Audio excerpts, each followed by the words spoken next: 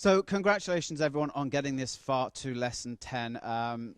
It's really cool to see people still coming on the live session.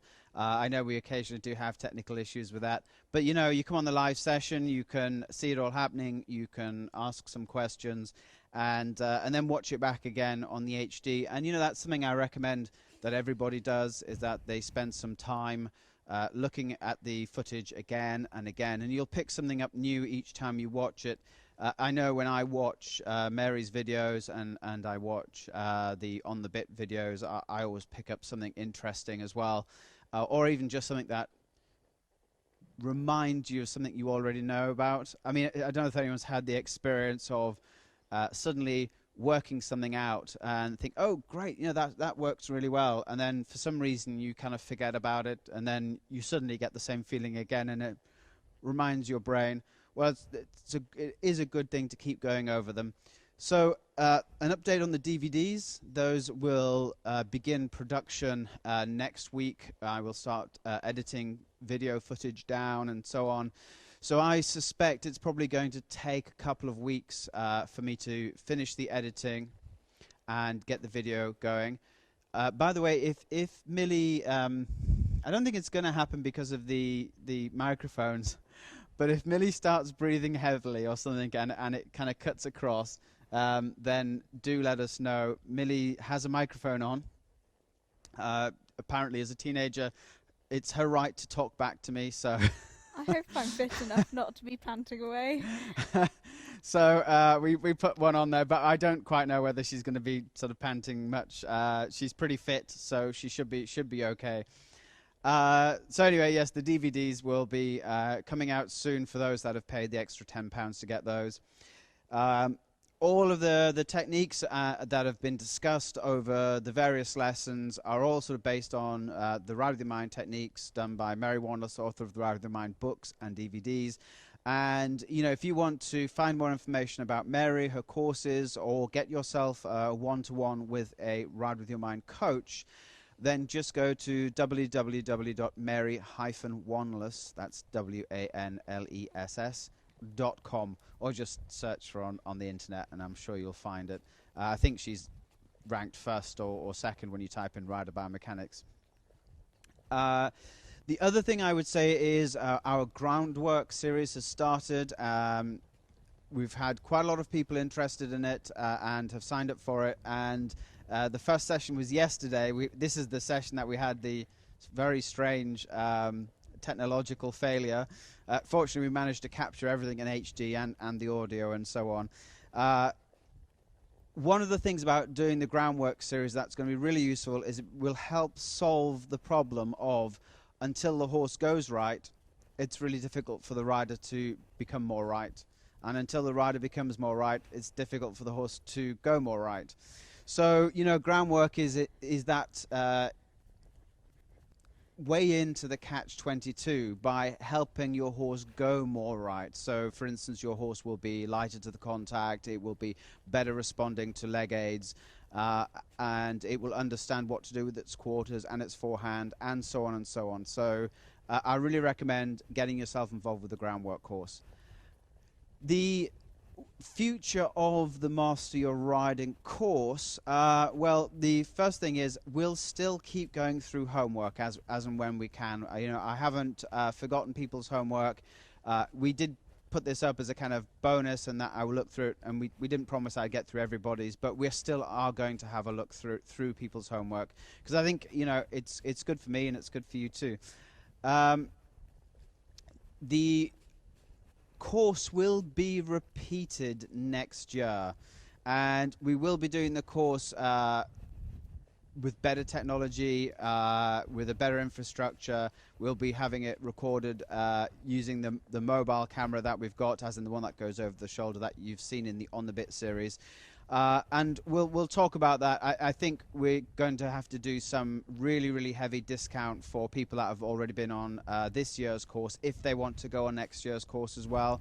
Remember that, you know, even if you haven't bought the DVDs, you still have access to all of the lessons, and we'll be emailing everybody just to remind them where all those links are. The other thing that's happening as well next year, April, we're really hoping for that to take place, is we're going to do a whole day of training at an equestrian venue. So we're going to hire out an equestrian venue, and we're going to do hour-long slots training all the different things that you've seen on Master Your Riding. So we'll do a sort of rider biomechanics session, we'll do an on the bit session, we'll do a groundwork session, we'll do an equine back rub session, Feldenkrais, so you know, and more. So actually the whole day will be full of training that you can attend at the centre. So you know, we'll be starting at 9 and finishing quite late on in the afternoon, and there'll be sessions where you can come and talk to the individual trainers and so on. So I think that's going to be really cool. So there have been a number of things that people have asked me in the group about what we can cover on this last webinar. This last webinar is to wrap up some issues that people have had, to talk about things that people don't quite understand and so on. So the very first thing I'm going to talk about is leg aids. And you know, I had a couple of questions from people about leg aids. So Millie, if you can come forwards to walk for me, and then just come and line up behind the camera. Louise, if you can let me know that you can be seen. Was that your pant? That was just me holding my breath, and then. Yeah. Do you wanna come a bit further back? Because yeah. Is this? It's spot on. Good. Is she central? Don't say it. Okay. Good. Central. Marvelous. What a good. Oh dear. Grunt grunt. Okay. So let me borrow the stick as well. So I will need the stick. All right. So whenever you use your leg, it should not affect anything else from the knee up. That's really important, that the lower leg affects nothing else from the knee up. And you know, people have said if I use my leg, that my thigh comes off, or if I use my leg, my knee comes up, and so on. The real skill to this actually is that you should be snug as far down to the knee as possible. The thigh should be snug. Okay. Hopefully those that have watched the bonus webinar we did saw my reasoning behind why the thigh should be snug and why anything else is just what's the word? Just doesn't correspond to physics, I think is the way I put it. So, you know, with your thigh away from the saddle, all of your weight's going to go straight down into your seat bones, onto the horse's back, and it's going to cause the horse to hollow. Having your thigh lightly against the saddle, well, it's pretty much the same, that the weight still ends up down in the back of the seat. With the thigh snug, the weight is equally taken over down the inside of your britches, on the seat, so it's a much bigger surface area to sit on. So when you use your leg, it's an aid that you give from the knee down. So if I'm on the side here, it's that kind of aid. The lower leg comes away, and you use the leg against the horse's side. Now it is possible, obviously, to go down to something way subtler than that, where you don't actually take the leg away from the horse's side, and it's a kind of short contraction of your lower leg muscles in against the horse's side. And obviously the extreme of that is a kick, all right? But that shouldn't, your whole leg shouldn't come away. It's almost as if your whole lower leg was a wooden boot, and you kind of just give the horse a slap with a wooden boot. Or Mary sometimes says, imagine you trying to slap the horse with the stirrup iron underneath. So the toes shouldn't move, the ankle shouldn't move, the heel shouldn't come up. All those kind of things should not happen if your whole lower leg was like perhaps a wooden boot. And it's really important to get the idea of that the leg happens like this rather than the thigh moving away. So we will get Millie in a second to trot round, and what I'm going to do is I'm going to take control of the camera, and I'm going to zoom in as best I can, and I'm going to call out to Millie to use her leg. And when I say now, she'll use her leg, and hopefully you'll be able to see that leg use. That's stick. You will get the stick as well. Don't worry. I just need it to show something. Okay. So you'll see that, and I'm going to get Millie to exaggerate it just a little bit so you can see it happening. We'll have to apologize to Tinker in advance because Tinker's normally with the lighter leg aids. The other thing I'm going to do is I'm going to get Millie to not use her stick at any point because I also want to show you how to use the stick and what that kind of looks like. And I will show that on the ground right now. And I've done this before, but it's worth repeating that the stick should. Oh my goodness, the stick is blue and my jeans are blue. Oh, well, it'll be black one over there. it'll be all right in HD. If you carry your hand slightly above and slightly above the withers and slightly in front, your elbow will be slightly in front of the side seams of your t-shirt or shirt, or in other words, the midline. Okay.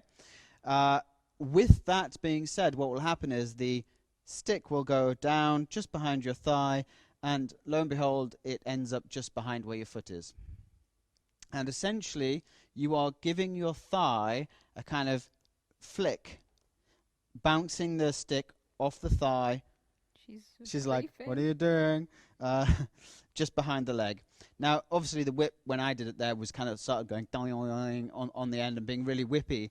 But when it taps the horse, it loses all of its energy and becomes still again. So that it does actually only deliver one tap to the horse. And by doing that, you are making the minimal movement possible with your hands to apply the stick. You know, it's a dead giveaway for anyone that teaches. You know, just watch what your pupil's stick is doing. They could have invisible hands, and you would know what configuration the hands were in. You know, hands down, stick up in the air, knuckles up, stick pointing out that direction, and the rarer one, which is where the rider's kind of pulling back and up, and the stick is out in front. So, you know, use the stick as a really good method for. Shall I give you the stick to start with? Okay. Shall I leave it off if we're going to zoom into the leg aid? What do you think? Can I use it on like? Yeah, drop it Oh, okay. Yeah, okay. once I get there. All right. So that I can wake her up a bit. All right. Don't wake her up too much because we want to actually show the leg aid being used. All right. So I'm just going to go behind the camera. Now, do let me know that you can kind of see this when we show it. I think I'm going to be able to do it clearly.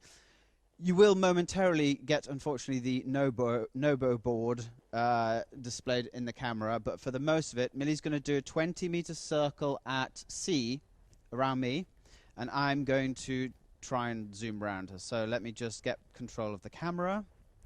Whoop.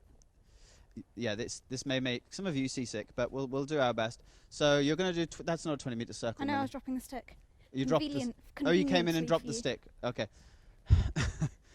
We currently have some tracking problems. We'll be with you shortly. Okay, so don't use the oh, she being like super lazy. Okay, so we're actually zoomed very, very tight into Millie's leg. So use the leg once now, Millie. And again. Okay, so that was a bigger leg aid, wasn't it? Yeah. Okay, and again. Okay, there we go. So I hope you saw that. Do one more time. Okay, and again. Okay, good. All right. So I guess my first question is, did everybody see that?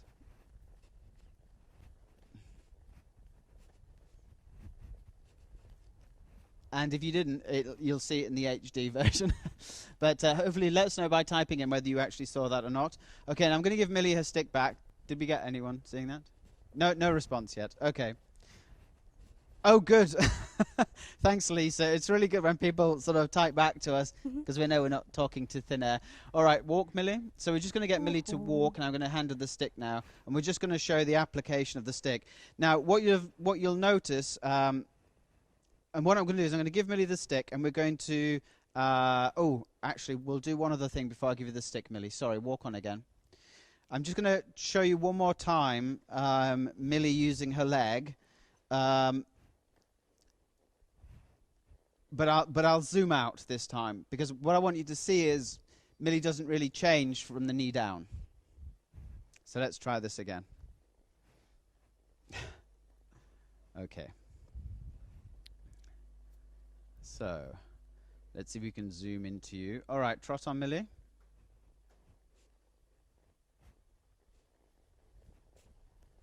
Okay. So use your leg now. Good. See. Okay, that was a little bit of OTT, but okay. Okay, one more time. Yeah, good. Okay, and then you can come forwards to walk, and once again we'll get you the stick. Okay, Julie. Can she see? Oh my word! Can she see the leg aid from a front view? Shall I trot down the centre line? Yeah, trot down the centre line, Millie. Might need a stick. She's. You need a stick. That's one of the reasons we haven't given you the stick to carry. Oh, Watch your inside rein. Too much on the inside rein. So you're going to come up the centre line, and which leg are you going to use? Your left leg, Yeah. Okay. or both legs? I'll turn. Okay, if you're going to use your left leg, Millie, overshoot the centre line slightly for me. Yeah. Not very good at overshooting. I'm very good at I know. undershooting. Okay, use the leg. And again. Yeah, and again. And again. That's it. Good. All right, well done. All right, Julie, I hope that's helped you see the leg aid from the front. It's a light. Okay, Millie's walking. I think Millie's more exhausted than the pony right now. Holding okay. my breath. You're out of breath. All righty, good. So I'm just fixing the camera and getting Millie her stick back. Thank you. I think it's like so much effort being lazy. Yeah. Okay. And if anyone's noticed any sort of dark marks on Tinker's neck, it's the fly spray we've wiped onto her. She does get a bit irritated with the flies. Alrighty, so do not use the stick yet, Millie.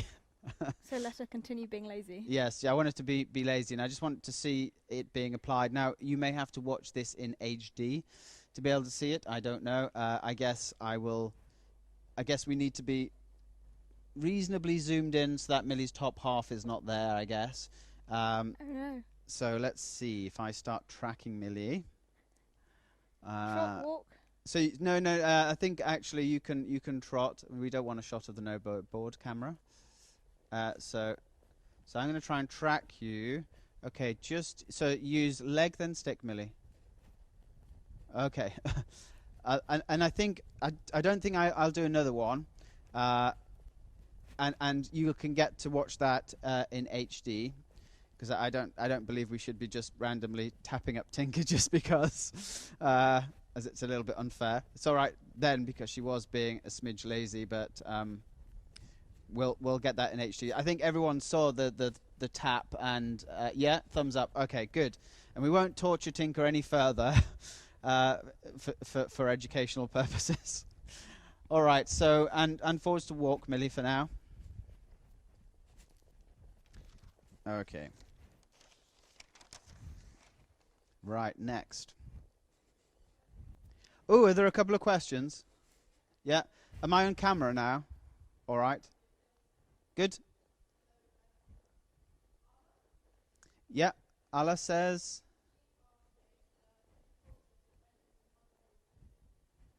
Okay. So when asking for impulsion, it is better to just use the one leg. So and it be your inside leg, and be very careful about when you're giving your leg aids that they are chosen and conscious. Does she need a hold? Because we're going to talk about tempo control for now. Yeah. So inside leg, and make sure you're consciously using the leg. And the reason I say this is because it is so easy to use your preferred leg for giving leg aids. Mine's left. You like using your left leg, Yeah. do you? Okay. So let me think. I'm right. So I prefer to use my right leg to give leg aids. So it's important that you always think about what you're doing. You use the inside leg only, and do try and catch yourself, using your favorite leg. Do be aware of that tendency. Both legs I use for halt to walk and walk to halt. All right, so that's generally the only time I would be. And if I was going to do medium trot or extended trot across the diagonal or down the long side, I might be inclined to use both legs at that point. Definitely across the diagonal, I'll be using both legs. So I think that would be the only time I'd use both legs. It would be specifically for halt to walk, walk to trot, and possibly where there is no inside. The horse is going in a very definite straight line. Any other questions?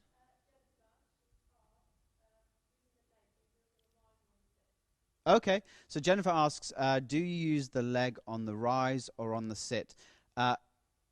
In reality, you ought to be able to use the leg either on the rise or on the sit. Initially, when you're trying to learn that, I mean, if you've come from a sort of school of rise and trot where you didn't rise much, and your joints kind of straightened and your leg moved forward and back when you were going up and down, and you've been on this course and we've said, no, you should be the knee should be the fixed point, and you rise and whatever, and you're figuring out how on earth am I supposed to use my leg and go up and down in rise and trot like he's just described. The best way, I think, is to do this as you are about to leave the saddle on the way up. If you can kind of time it for you're about to leave the saddle on the way up. Don't time it the other way around. Don't time it on the way down, because what can happen if you're not careful is on the way down, you use the leg and you go crunch, and you squash the horse's back. And actually, I mean, I've seen riders riding around on lazy horses trying to get their horses going, and they're kind of like, come on, trying to get their horse to go. And like, what are you doing? Yeah, poor Tinker's given me some funny looks. Sorry, Tinker. And actually what they're doing is simultaneously squashing their horse's back while trying to get it to go forwards. So initially, I would always just see if you could aim to use the leg on the way up at the as you're about to leave the saddle to go up, because then any kind of lack of coordination where you use the leg and it does accidentally affect the rest of you won't matter so much as the inverse. I hope that's answered that question. It was a good question, thank you.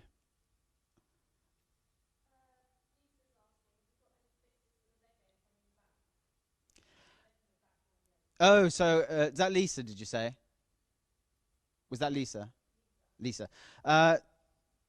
So the question was, are there any fixes for the leg coming back when you give the leg aid? I think usually when the leg comes back when you're giving the leg aid, that's either faulty rising trot mechanics, and if it isn't that, it's because you're thinking of using your heel when you're asking the horse to become more powerful. So one of the ways of thinking about that is keeping the idea that the whole lower leg is a boot, that it is you are thinking of trying to slap the stirrup iron, the inside part of the stirrup iron, underneath the horse's belly, like that. Okay? So you're not trying to apply your heel or the back of your leg or anything like that. You're literally trying to slap the stirrup iron, the flat part of the stirrup iron, sorry, the other side, this part of the stirrup iron, thank you so much, underneath the horse's belly. And I think that will help keep the lower leg in the right place. But it's when people they want the horse to go that the whole lower leg starts coming back. All right, so we're going to move on. And for this, Millie, you probably need to start walking on, only because we are going to get you to demonstrate some things. Use the stick, Millie, rather than wiggle, wiggle, wiggle, wiggle. I don't want to in front of the camera. So, I think one of the things that we say, is nothing we do here is meant to come across as being perfect. We all have our little faults, and every now and again you'll hear me picking on Millie, telling her not to waggle her legs Every now and again. every now and again.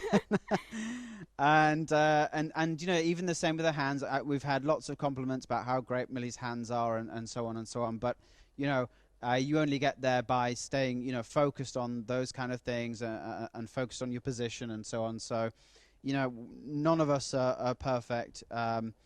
You know, my big deal is kind of making sure I keep my hands out in front of me and I keep my elbows out in front. And, you know, I recently went on a course with Mary and made some really great inroads to getting that right. So, you know, we all have our issues. So we're going to talk about tempo control next. A number of people were, a couple of people were having trouble with pauses, controlling speed. We're going to do demos of that with Millie in the same way. We're going to swing the camera around and see if we can, you know, capture her doing that. So the first thing I'd say is being able to control tempo, especially in rising trot or posting trot, it's a matter of how much tone you have, both in your bear down and in your thigh as well. You know, how much snugness you have around the horse. If your thighs are too loose on the saddle, then by default none of this will really work. Just because the horse can throw you around, move you about, he can choose where he puts you, basically. So, you know, the requirement of this is that when you're thinking about controlling the speed of the rise, think of your thigh muscles like air brakes. You know, they have to put the brakes on. You have to be able to control the speed with which you go from the bottom to the top of the rise.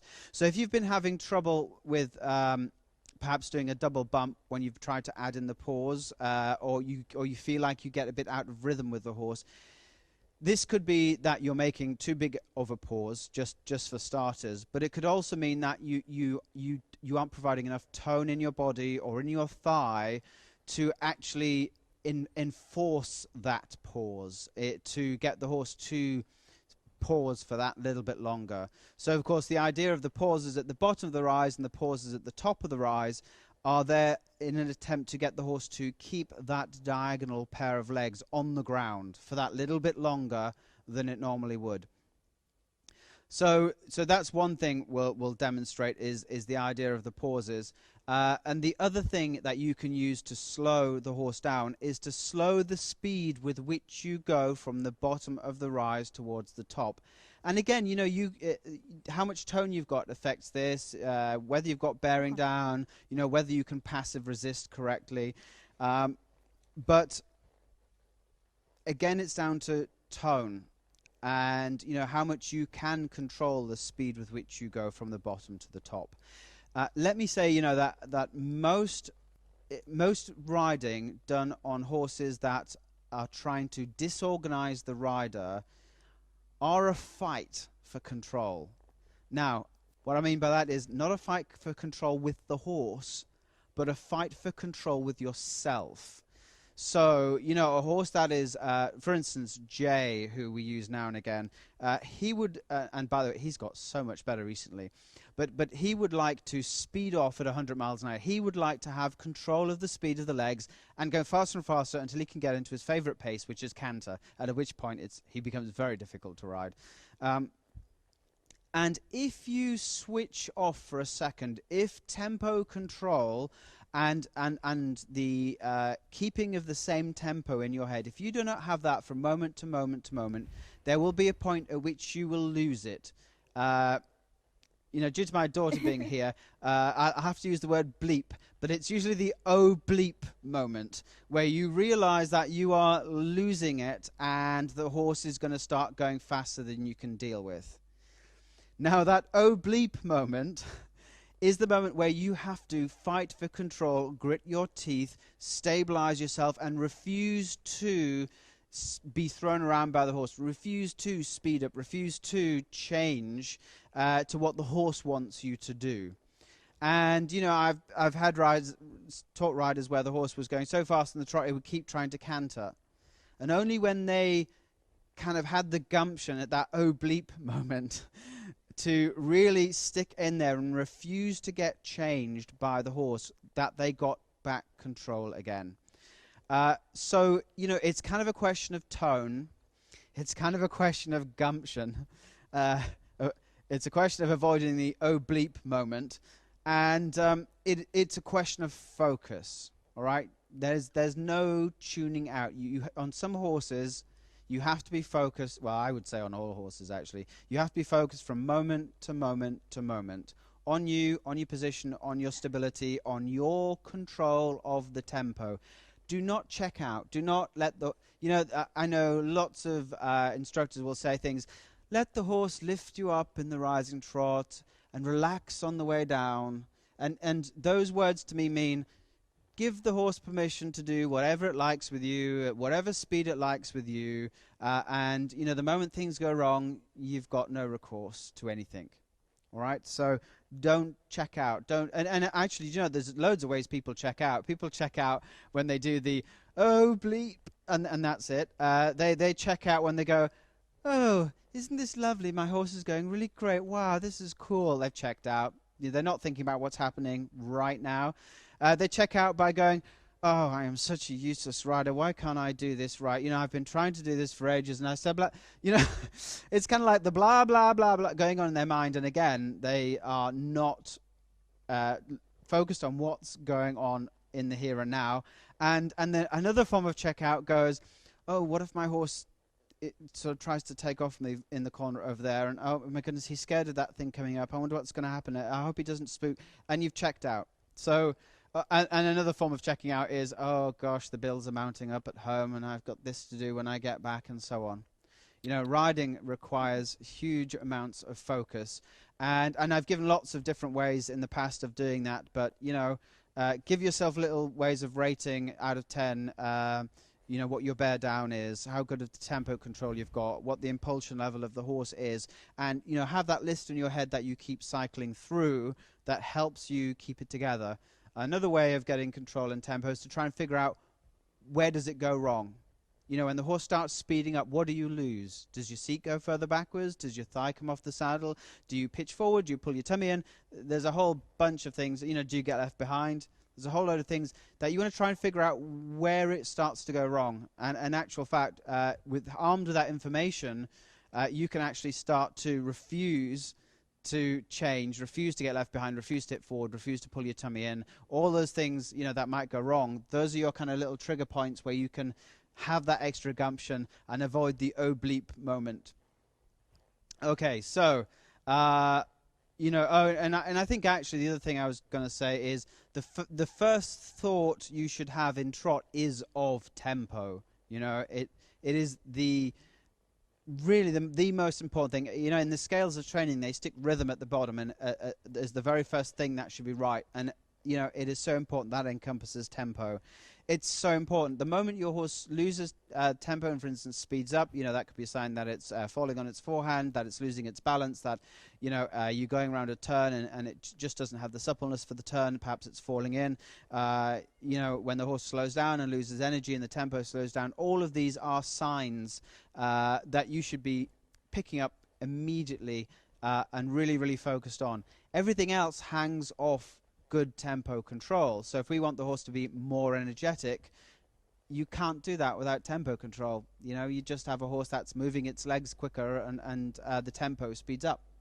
All right, so we're going to do a quick demo of pauses and slowing the speed of that you go from the bottom of the rise to the top. So I'm going to go behind the camera again, and we're going to get Millie to trot round, and I can barely believe that we're over halfway through the session. It's ridiculous. Let's go behind the camera. She thinks it's canter. Sorry? She thinks it's canter. Oh, she thinks it's canter. Well, I suppose that's even better for the tempo control. Oh yay. Oh yay. So yeah, this is our problem, that in the past Tinker's taken an awful long time to kind of get good enough to start doing some canter work with. So now she knows that once she walks, the next one she trots again, she's going to do canter. Okay, so we're tracking you fairly easily here, Millie. All right, so this is normal, and I want you to start slowing the speed with which you go from the bottom of the rise to the top, and thinking, putting a little pauses. And I want to see if you can bring her to walk by slowing your rise down. Okay, good. All right. And then trot on again. What I want you to think about actually is one of the experiments you could do if you're having trouble with this idea as well, is perhaps go to the extreme of, for instance, speeding up the rise. So Millie, if you can just kind of rise a bit faster, okay, and now Millie's really starting to speed Tinker up. Now slow your rise again, make the little pause at the bottom, and you can see this pause is just a fraction, and even Millie finds it a little bit difficult on this pony. So slow it right down to walk if you can, Millie. Slow your rise, slow your rise, slow your rise. Think of making a little pause at the bottom, a little pause at the top. She's gone canter. She thinks canter, and slowing the speed with which you go. Come on, thighs like iron bars, Millie. That's better. Good girl. She's got it in thighs her head. like iron bars. You got it now, have you? We just seem to have lost the input. Why have we lost the input? Is this the camera? Oh my word! Right. Okay. So, is there still sound? There's still sound, yeah? Okay, so I know what's happened here. This is rather silly, and I didn't think about it. Daddy's broke the camera. Well, the lead, one of the leads, which comes down, has started to wrap it round and wrap round and wrap round, and it's completely pulled the cable out. Right. Daddy, we're live. Sorry. Oh, guys. you're live. Woohoo! Just the fact I broke a I dropped the wooden gate into the paddock on my toe, so I had to go into the hospital, get it x-rayed in case it had broken, and then the nurse put about 11 holes in my toenail with a needle. It wasn't even heated or anything. They just stuck a needle in on my toenail, and it wouldn't stop bleeding for days, and it's only just stopped bleeding. So we back? It hurts again. I think she's got a fly on her. She seems irritated. Maybe it's your leg waggling. Sorry. Where do you think she's got a fly? Or is she just swishing a tail? No, I think she's just irritated at the usual problem of webinars, which is the stop, go, stop, go, stop, go. Fall asleep, wake up, fall asleep, wake up scenario. All right, just walk her on. All right. Well done for hanging in there, everyone. That'll learn me, won't it? As my mum would say. Against my stick. So, am I in the centre of the camera here? Or I don't think. Actually, the camera seems to be pointing it off to a certain direction. Oh yeah, there we are. Yeah, and I think we can probably zoom out a bit now. Yeah. Awesome. No, we're not done. It just cut off the connection. I just managed to wrap the cable, one of the cables around the camera as I was spinning round and round and round, and yeah, it upset the camera somewhat to have its cable stretched so far. Well, I won't make that mistake again. All right, so and some horses it does take a bit of effort to slow the tempo down, and Millie was trying to do that solely from the rise. But remember, you can passive resist as well. Press the fingers, the thumb down on the rein, and we've covered passive resist a couple of times, so do check that out. So you can passive resist. You're quite small in the camera. Am I quite small in the camera? Yeah. Okay, I'll maybe just put a little bit more zoom in there, just a little.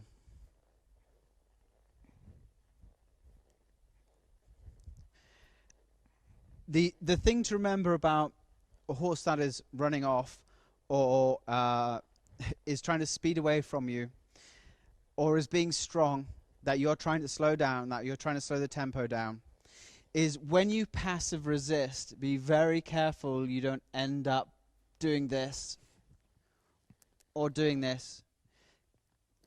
As much as you think about making a passive resist on the rein, you actually have to think about staying the same length from the front and the back, of bearing down, of keeping the alignment of your torso, of keeping the thigh out in front of you, of making sure you don't land heavy. The pause, by the way, on the sit isn't landing heavy. That's really important to sort of say, is that, when you do the pause, it's a pause where you are still using your thigh muscles to control how your weight is distributed on the sit. You don't let go. It isn't kind of like, Otherwise, you will double bump. No doubt about it. So you still need control. So otherwise, if you don't put that level of effort into your body when you passive resist, you'll end up pulling your pelvis towards your hands towards your pelvis, or you end up tipping forwards and pulling your hands backwards, and your seat ends up going backwards as well. There is a lot to think about. I mean, whoever thinks that riding is easy is crazy, or perhaps has only ever seen really talented riders do it. For the rest of us mere mortals, it is actually really very complicated. Okay, so I'm just going to turn the board over, and we're going to talk about canter. Tinker's favourite. Sorry? Oh yeah, let's do a couple of questions. Yep. Tips on so Belinda's that? Yeah, okay.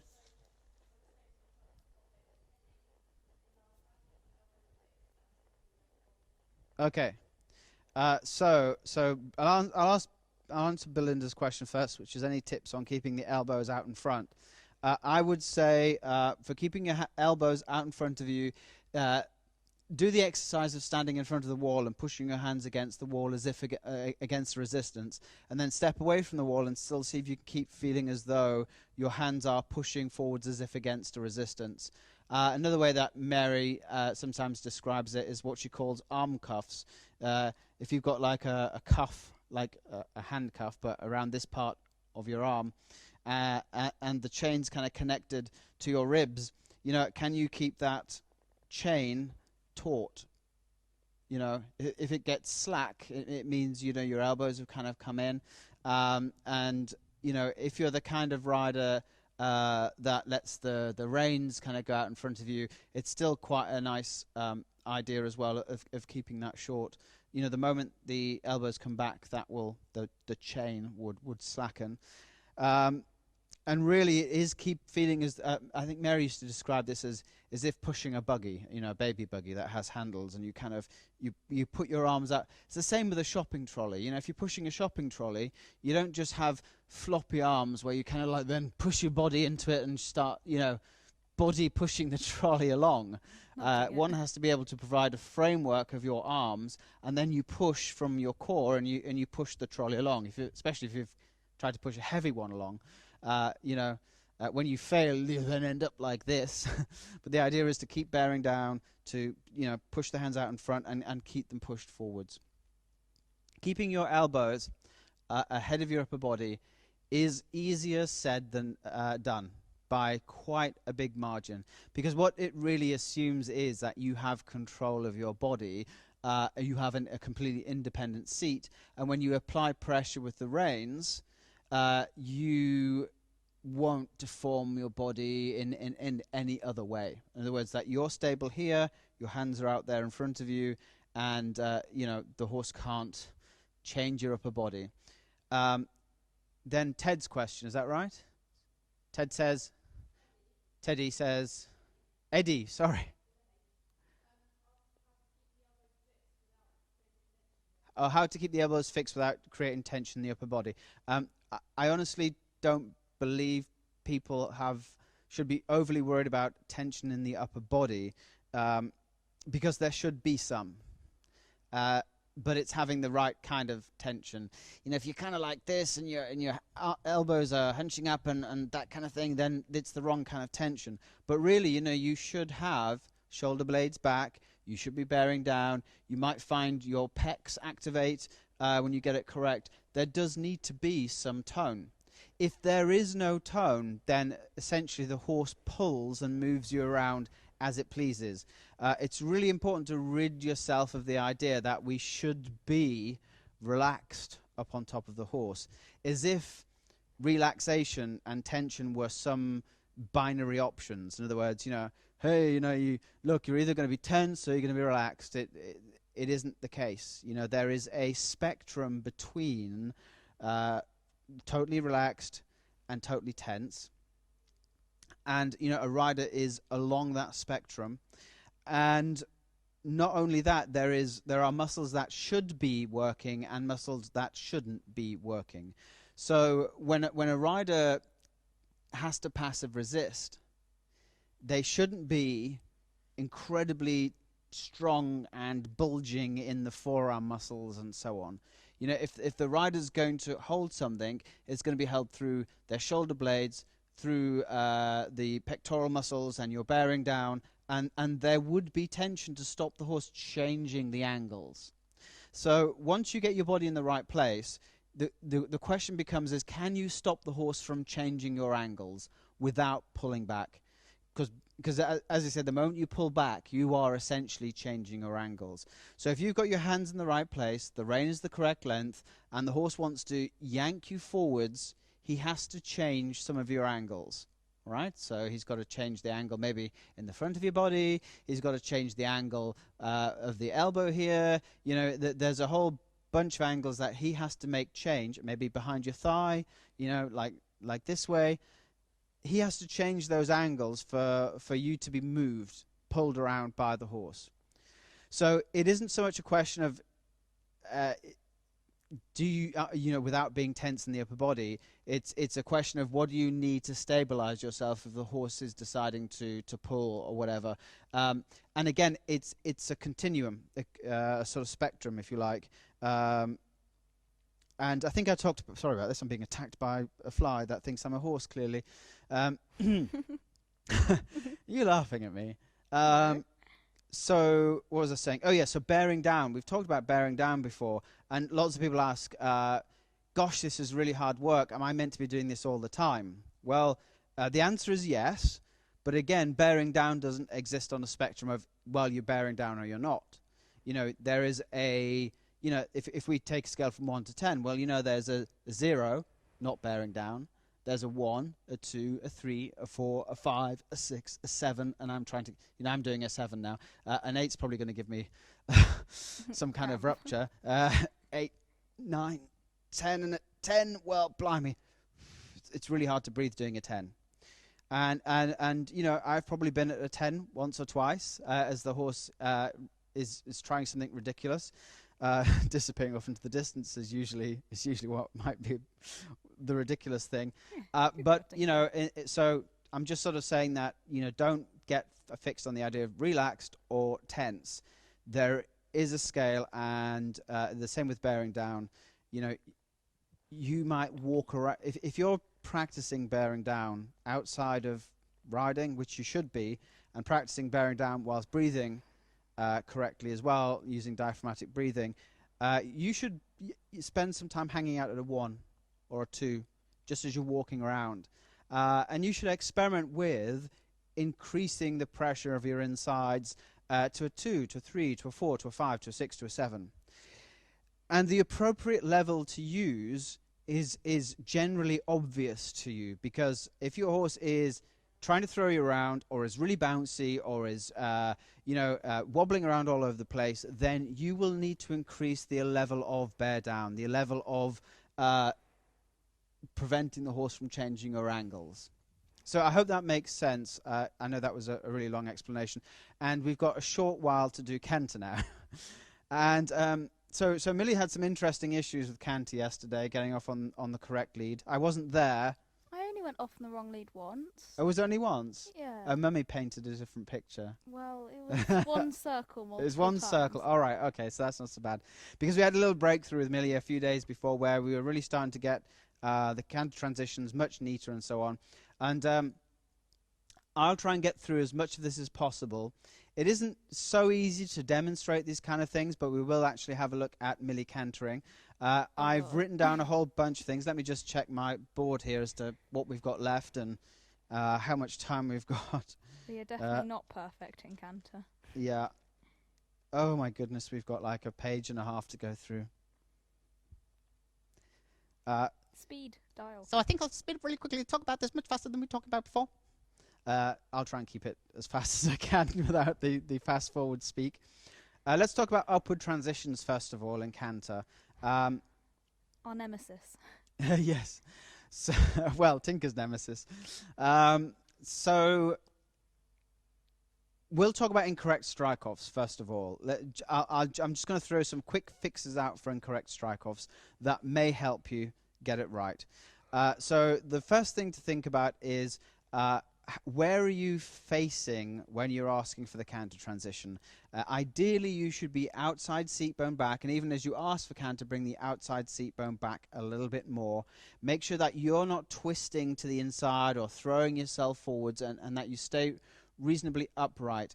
The second thing I'd say is if your horse is striking off on the incorrect lead. Do you know, I used to be told over and over and over again when I was getting BHS trained that I should bend my horse to the inside before I canter strike off. And, you know, kind of what can happen is this. You bend your horse to the inside, which immediately falls onto its outside shoulder. And the moment you ask for canter, don't be surprised that it strikes off on the wrong leg, because the leading leg is going to support where all the weight is being put. In other words, on that outside shoulder. So your horse strikes off incorrectly. So if you've got a horse that is striking off incorrectly, very occasionally applying a little bit of outside bend to bring the shoulder a bit more weighted to the inside will actually help. It's not a long-term solution. You know, it's not something you should keep doing all the time, because you're essentially almost throwing your horse a little bit onto the shoulder to get it to force it to strike off until it kind of makes the connection between your aids and what you're asking it to do, and until it gets more comfortable with actually cantering around and striking off on that leg. So that is one of the ways that you can do to help increase it. So just watch out when you're cantering and you're trying to get a strike off, where is the weight on the horse's shoulders? If it's too much to the outside and the horse is bent too much to the inside and it's falling onto that, don't be surprised if it decides to support itself through that outside shoulder. So the second thing I'd say is it's a change of gear. It is not go faster. And oh my word, there's so many ways that this can go wrong. Even when the person knows that it's meant to be a change of gear, they still ride it as if they're trying to make the horse go faster. And this can be exacerbated by horses that don't canter unless you chase them to actually get up into the canter. And I actually have a couple of fixes I can mention about that as well. So getting a good strike off and not having it run faster and faster is a little bit about your attitude and a little bit about the aids. I use this little experiment. I say to people, we're going to do a little experiment, and what you're going to do is you're going to go into the corner in sitting trot. You're going to squeeze in with the inside leg. You're going to go back with the outside leg with a little slap. And the experiment is, can you do those things and keep everything else, your hands, your seat, your shoulders, your upper body stacked up, not moved, not affected by the aids that you're given, and that is the experiment. And more often than not, that actually gets the rider to make a good canter transition, because they're focused on giving the aids rather than getting the result. Most people, I've got to get canter, we must canter, come on, canter. and they're putting way, way, way too much of the wrong kind of effort into it and not focusing on what they're doing. Guilty. Yeah, you're a bit guilty of that, aren't you? Yeah. So that kind of experiment kind of takes away the pressure of making the horse canter and gets you into thinking of, okay, focus on me, focus on the aids that I give. So very quickly, I think I explain what the aids that I teach. And you go into sitting trot for a few strides. Your inside leg presses in. It's kind of I think this is kind of a wakes the horse up a little bit, gets it thinking something's about to happen. And then the outside leg will go back with a kind of slap, a rebounding slap off the horse's side and back to normal. And it's really important that you get the idea of the single aid and off. You know, you want the horse to respond to a single aid from the outside leg to canter. And part of it is a little bit of trust that the horse is going to strike off, because otherwise what tends to happen with people is the leg goes back and it stays there, and they're trying to get the horse to canter and shoving and pushing and so on. And we're back to that whole situation of trying too hard, unbalancing the horse, unbalancing yourself and so on, and driving it into canter. So that's the canter sequence as I describe as I teach it. Let me just think if there's anything else. Oh yes.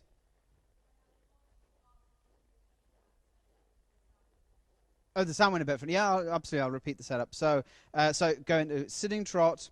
So let's imagine we're going to go that way. Sitting trot. The inside leg squeezes in, and then the outside leg goes back. It swings back with a little slap against the horse's side and rebounds. And that's it. Okay? So those should be the aids.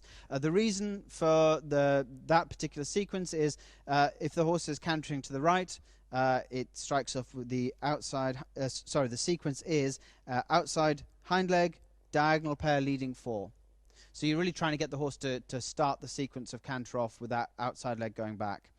I've found that if your horse is having trouble going into canter and is tending to run, I'm gonna give you this what we do. I'll enclose it in the caveat that you have to be fairly brave. You have to be fine with the horse kind of jumping off or going a bit faster than he normally would. And I'd probably do it in an indoor arena, but you have to be pretty confident about, your ability to stay on and how your horse would react. But basically, I would carry the stick in the outside hand, and if my horse wasn't responding to that aid, I'd have my stick in the outside hand, and I'd give it a tap as I gave the outside leg aid. Because I want the horse to jump. I want the horse to change gear. I want the horse to jump up into canter. I don't want it to get faster and faster and faster and faster and finally break into some canter. Because that isn't an aid. That isn't a strike-off that I recognize. So, and Millie does that sometimes when she's in a test and she wants to make sure that, the pony gets it. She'll just carry the stick in the outside and give it a little bit of a tap. And, maybe she'll lose a point because the horse kind of jumped a bit into the canter, but she doesn't get a 4 for it because the horse strikes off on the wrong leg or something. And she can recover it back really quickly and then do a nice circle or whatever is needed. Okay. In canter itself... someone asked, what else can you be thinking of to help you sit to canter well? One of the ways that I had Mary describe it to me and that I use with people quite a lot is, imagine you've got a bouncy ball, okay? And you're going to bounce the ball up and down with your hand. And you're bouncing the ball up and down on the ground. Now, the motion is you push down, and as the ball comes up, you allow it to come up.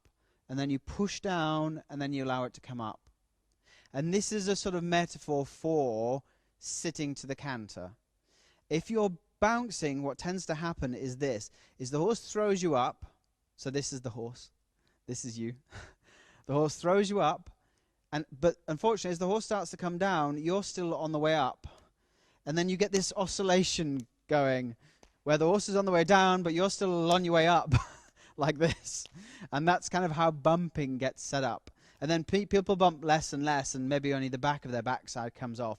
But there is an element of where, on the down phase, you are going to have to do something as the horse gets the apex of its jump, the top of the jump. You're going to have to do something that stops you flying off the top of the saddle as the horse comes back down. And that is your bearing down, of perhaps thinking of squashing your shoulders down. And there is just this kind of like the same idea of bouncing the ball, where you've just got this small compression down that keeps your whole of the whole of your seat in the whole of the saddle for the whole of the canter stride. Okay. We're going to get Millie to do a canter, not quite yet, because I want to film all this in one go, especially since we're running out of time now. And actually, I will probably finish on this, and then we'll take a couple of questions. I just wanted to talk about downward transitions quickly as well. Downward transitions are a great game for the rider, all right? So this is my game. This is my game. First of all, the game is, how quickly can I reorganize myself after the canter to trot? Because your horse does a canter to trot and he loses balance. And this will inevitably throw you around. There's no way out of this. Whenever your horse loses balance, he is essentially disorganized. And as a rider, how disorganized you get because of his disorganization is a skill level, basically. The more skilled you are, the less disorganized you get. So the question is, when he does canter to trot, how quickly can you get back tempo control? How quickly can you get your body back into place? How quickly can you establish bearing down? How quickly can you be doing the right mechanics with your posting or rising trot? Really big, important questions that should be on the top of your mind. And the second thing I would say is the canter transition downwards is not wind me down. It's not canter, slower, slower, slower, slower, trot. The canter transition is canter, canter, canter, trot. All right? And the timing should be you're giving the canter aid, the downward transition aid as the horse is going up into the air. All right? So then you block as the horse comes down, as the hind legs come down at the ground, he can brace and make the transition. All right? So don't ask him on the downbeat because you're essentially going, ugh, and everything's already down on the forehand. All right? So timing of the transition is important. And the second thing is to make sure it's not wind me down. I think, Millie, you made that mistake for a while, didn't you? Yeah. Of kind of doing wind me down slower, slower, and then Tinker would kind of like prop onto the forehand, and yeah, it'd be pretty much. I was trying to make them smooth. You're trying to make it smooth, yeah. Okay, and then the final bit on that. So it's a game for the rider. How quickly can you get yourself back together? How quickly can you reorganize your body?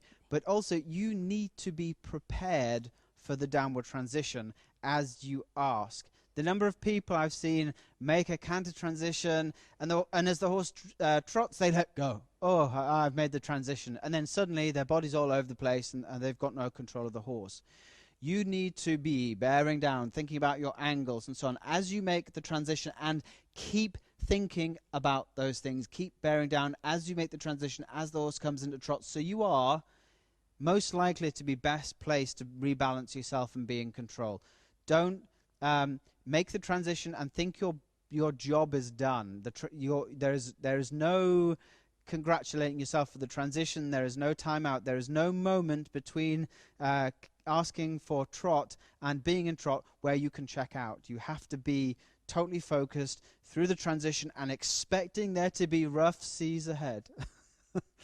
Okay, so I think that's probably it for me saying on the downward transitions. Again, the downward transition is a passive resist as the horse is on the upbeat of the canter, not the downbeat of the canter, and it should happen there and then. All right? Don't let the horse get slower and slower and heavier and grind down against your hands and so on. Make the transition happen really quickly. So we are going to do our best to follow Millie, asking for canter, doing a circle of canter in trot around the camera. A circle of canter and trot. Did I say a circle of canter and trot? Yeah. A circle of canter and trot whilst walking. Yeah, it reminds me of the early one morning, in the middle of the night, two dead men got up to fight back to back. They faced each other, drew their swords and shot each other. I think that's a Lewis Carroll one, but I may be wrong. Anyway, let me try and make it a bit more clear. We're going to trot, and then Millie's going to strike off into canter, and then she's going to do a circle or so of canter, and then attempt to make a good transition from canter to trot. Take into account all these things that we've said, and Millie especially watching where the shoulders are on the horse, that she does the few strides of sitting trot, that she takes the time in those few strides of sitting trot to run the experiment, keep herself nicely in place, and then give the aids up into canter. Do you get me?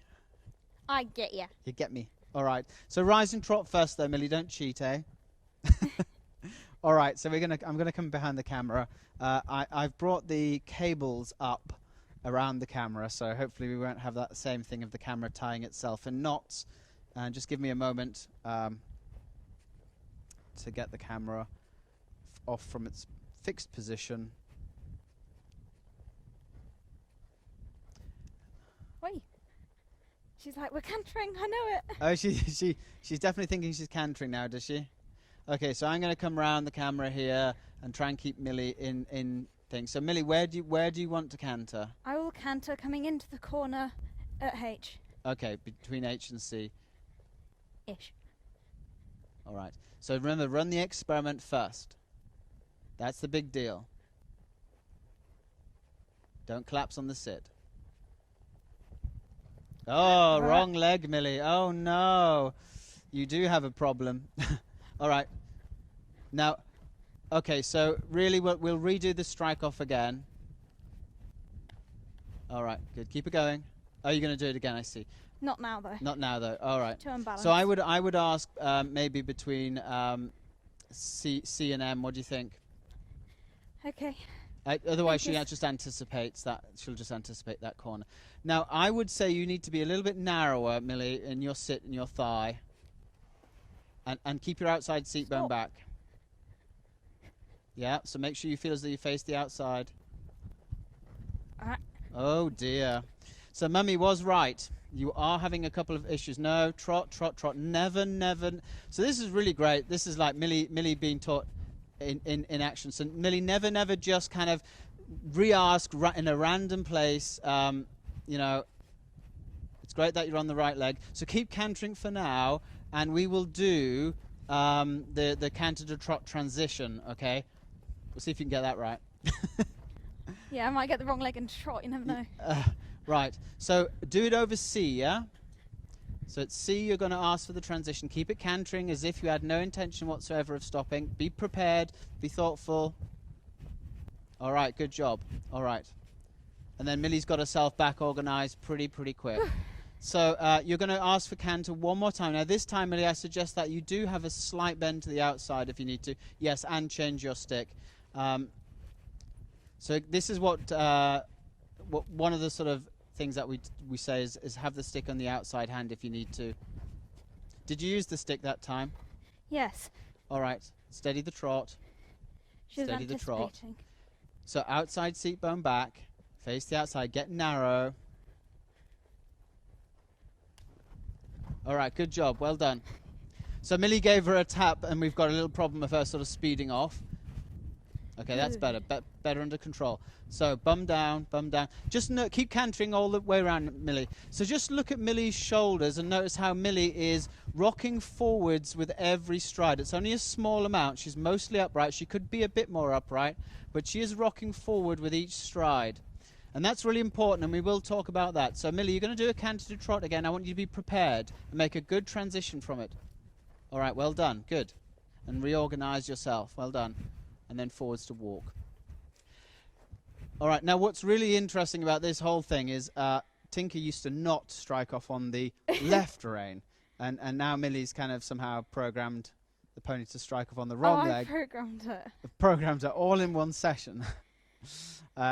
we were getting it perfect a couple of days ago, so I'm going to have a look at what's going on there. Probably Tinker just decided to throw a spanner in the works. But yeah, sometimes Tinker does indeed try to throw a spanner in the works and decide not to play the game.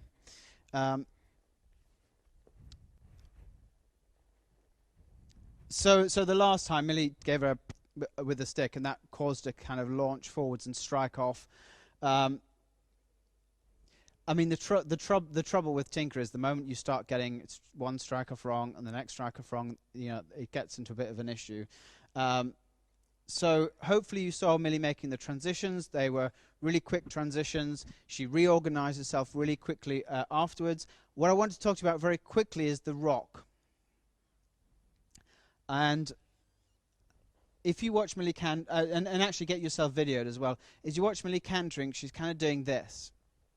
So there's a sort of rock from upright to forward, from Millie's version of upright to forwards, from upright to forwards. If a lot of people that have a horse that's on the forehand or is pulling or whatever will find themselves upright to back, upright to back, upright to back.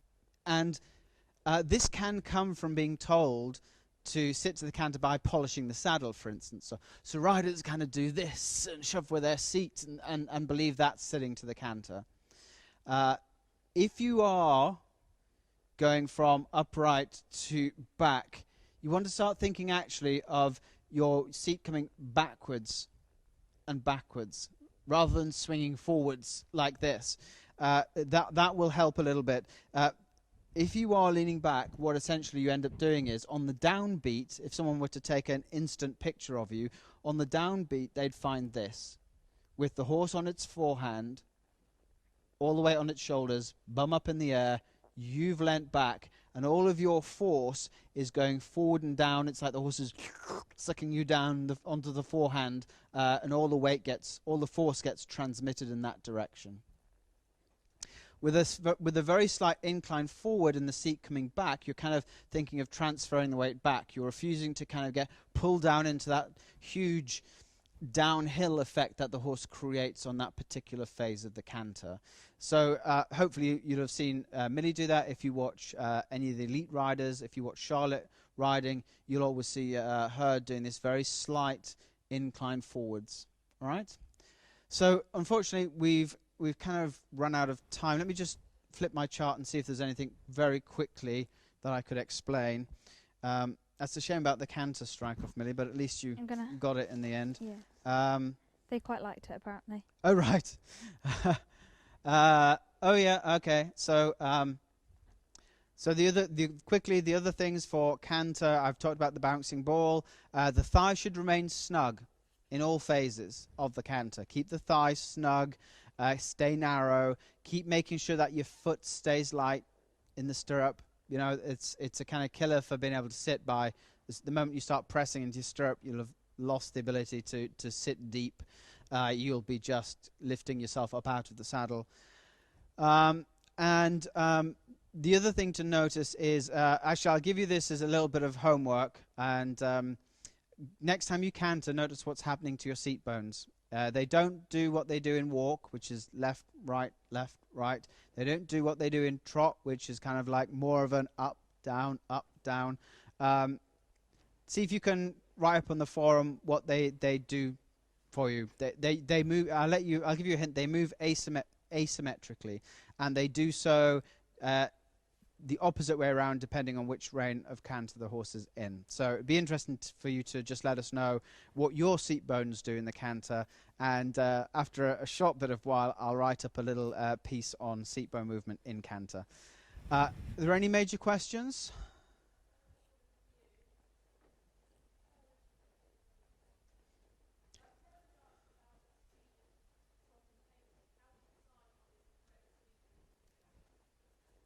Trotting speed and pace. Okay, so Helen asks, how do you decide what is the right speed for trot?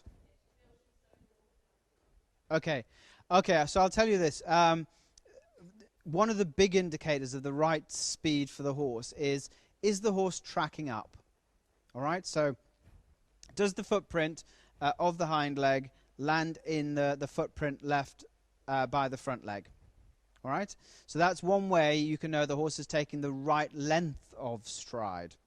Now, of course, you can, if you don't have control of your tempo and your horse isn't tracking up and you try and speed up, well, you might get, too fast a trot. But the base thing should be your horse should be tracking up. Unfortunately, I think I've said this in a previous webinar, it's not a really good answer, but the right speed for the right tempo for your horse is the right tempo for your horse. And it is different to every other horse. So how can you tell? Well, get somebody on the ground to have a look, and you can post it up, and hopefully we'll get to it. Perhaps post it to this lesson.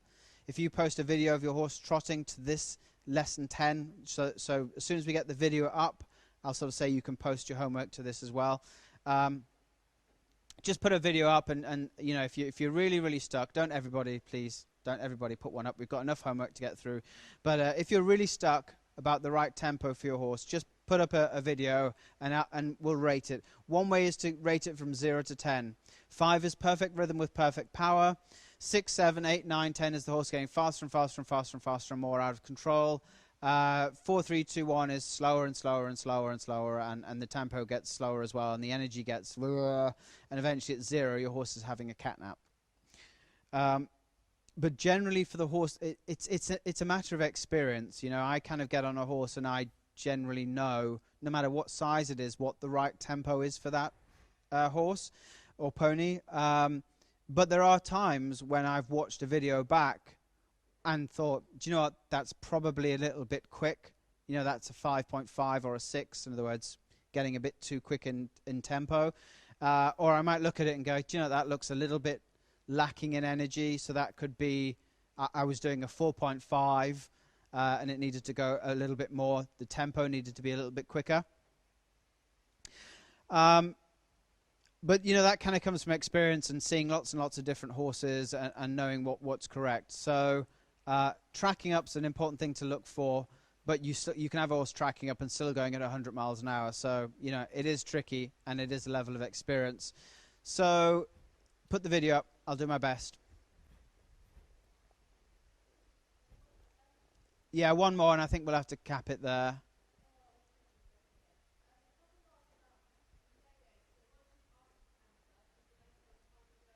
Oh, okay. And who was that? Okay, so Lisa's asking, once you've given your aid with your outside leg, how long should it stay there? Or should it stay there at all? So the answer is it shouldn't stay there. And the answer is it's an instant.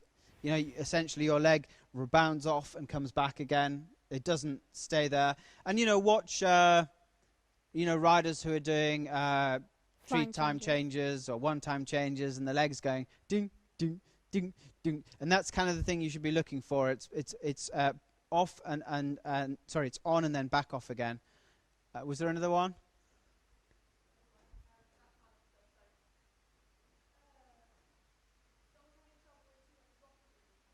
Too much what? Rocking. Rocking in the canter. Yeah, okay, so someone's having too much trouble with rocking in the canter. Who was Me that? too. Do you know? Who? Georgia. Okay. Georgia's having So trouble if rocking. you're rocking too much in the canter, I call this rowing in the canter. I even had an artist do a picture of a rider that was kind of like tipped forwards with some big oars either side. I think rowing in the canter is often a sign of a rider doing too much, of trying to drive the canter forwards to get the horse going and to be active whilst doing it. You know, if I see a rider doing that, first of all, I make sure that, you know, they can understand that the leg would drive the horse forward and their job is to be as still as they possibly can. And another way I can get riders to that is to get them to imagine they were, I don't know, a bit snooty and a bit sort of, you know, or perhaps that they were some Grand Prix dressage rider that just had to sit there and, you know, it would all happen underneath them. And that will sort of help with the rocking. But I find it's often a case of riders doing too much, moving too much, thinking that they have to do all that to keep the horse going somehow. But in reality, you know, the rock is pretty small. All right, so I'm going to wind it up there. Don't be afraid to ask us questions in the Facebook group. We're not abandoning you all. I know this is lesson 10, the very last lesson, but it isn't goodbye. And we'll keep in touch, and I'll keep looking through the group. And, you know, as always, you can get hold of us by going to dressagesupport.com and, you know, leaving us a message or asking a question there. And that will eventually get through to me or to one of the staff that can answer that question. Finally, have a really good rest of the year. I hope this has helped. I hope that you felt the improvement in yourselves and in the horse. And I would say get yourself in front of a Ride With Your Mind coach. Thank you very much, Millie and Tinker, for all their hard work. So believe it or not, there's 2 weeks left to the regionals, and we've got wrong leg issues. So we are really going to have to work very hard. And as Millie said, I'm going to be sitting on Tinker, which will help reduce the weight just a little bit. Yeah, so if anyone is at regionals, I'd see you there. Yeah. For prelim and novice, that sort of day anyway. Yeah, it's the prelim day. Yeah, so yeah, they do 2 on one day, don't they? Prelim, novice. Prelim and novice. Getting a lot of love. Good. All right, that's wonderful. And hey, guys, keep in touch. Just, you know, let me know if you've got any issues. We want you to succeed. We really, really do. And I get a lot of pleasure from seeing people improve, see the light, understand, you know, that It's 90% responsibility on the rider to fix the problems that they've got. And finally, I would say, do go on the groundwork course. Sign up for that groundwork course, because you could help solve a lot of issues. You know, if you're having trouble getting the horse to go from your leg aids, if you're having trouble doing canter to trot transitions, trot to walk transitions where the horse is heavy, not responding, the groundwork can make a massive difference. And I now choose groundwork as the main thing I'll do with a horse before riding.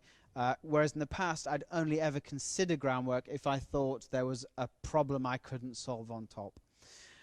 So thanks very much, and we'll speak to you all again soon.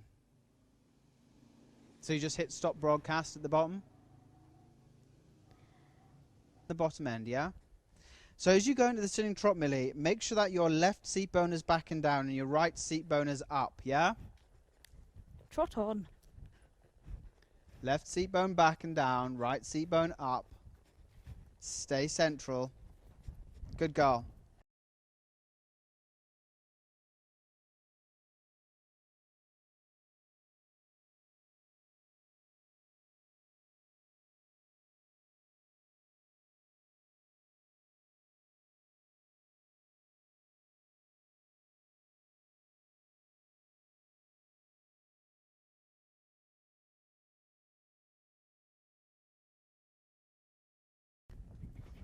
But Millie has rescued the situation. We'll have to keep it rescued over the next 2 weeks, otherwise we're going to be in trouble. Now chill out. It's going to be a bit embarrassing going. I know I'm sliding off the left. Thank you. Chill. Millie, settle down. I was merely pointing out something. Alrighty. I'll come up there and that's the phrase of the teenager. I know.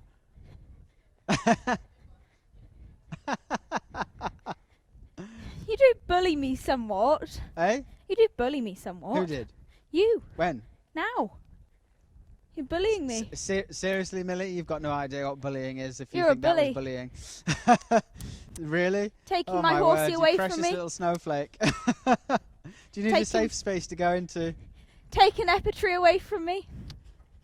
Well, if you can't, you know, control your mouth.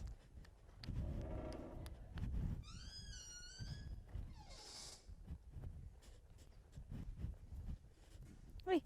Alrighty. It's alright. Good. Oh, rain. That is good.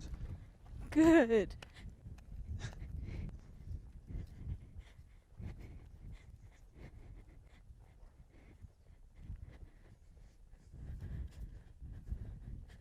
Oh no, we'll have still got the canter.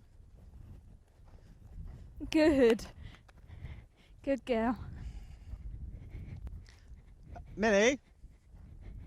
Okay. Off the floor, Eddie.